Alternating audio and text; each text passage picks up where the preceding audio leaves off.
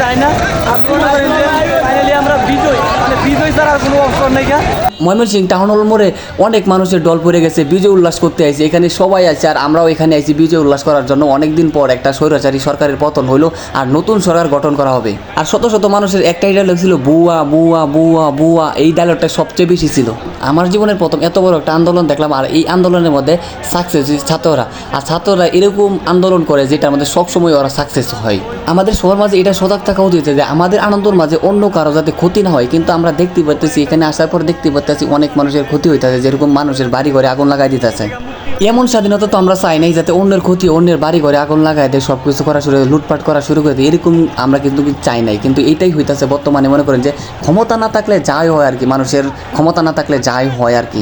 আর এই বিজয় উল্লাসের সাথে সাথে মানুষের কিন্তু এখন লুটপাট করা শুরু করে দিয়েছি। কিন্তু আমরা এই লুটপাটটা কিন্তু চাইতেছি না। তাদের সাথে আমাদের সম্পর্কটা কি? তাহলে তো আমরাও তো এই স্বৈরাচারী সরকারের দিকেই যাইতেছি, মানে অন্য কারো জিনিস লুটপাট করে খাইয়া লাইতেছি।